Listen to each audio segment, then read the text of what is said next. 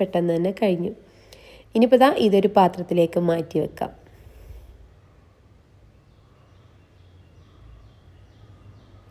ഇനി ഇതാ ഒരു മിക്സിയുടെ ജാറിലേക്ക് നേരത്തെ ഫ്രൈ ആക്കി വെച്ച ഉണക്കമുളകും കറിവേപ്പിലയും പാടെ ഇട്ടിട്ട് ഒന്ന് പൊടിച്ചെടുക്കുക കേട്ടോ. നന്നായിട്ട് തന്നെ പൊടിഞ്ഞ് കിട്ടിക്കോളും. നല്ല ചൂടൊന്ന് ജസ്റ്റ് ഒന്ന് ആറിയിട്ടുണ്ടല്ലോ, അപ്പോൾ നന്നായിട്ട് പൊടിഞ്ഞ് കിട്ടും കേട്ടോ. ഇപ്പോൾ ദാ ഇതും പാടെ പൊടിച്ചെടുത്തിട്ടുണ്ട്.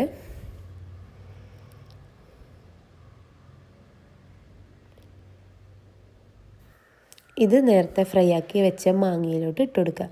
ആവശ്യത്തിനുള്ള ഉപ്പ് ഇട്ട് കൊടുക്കുക.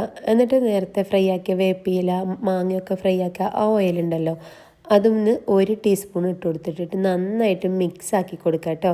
കൈ വെച്ചിട്ട് തന്നെ ഇത് മിക്സ് ആക്കുമ്പോഴത്തേണ്ടല്ലോ നല്ലൊരു സ്മെല്ല് വരും. കിച്ചൺ മൊത്തം സ്മെല്ലായിരിക്കും. അടിപൊളി സ്മെല്ല് തന്നെയാണ് കേട്ടോ. ശരിക്കും ഒരു നൊസ്റ്റാൾജിയ എന്നൊക്കെ പറയൂലേ, അതുപോലെ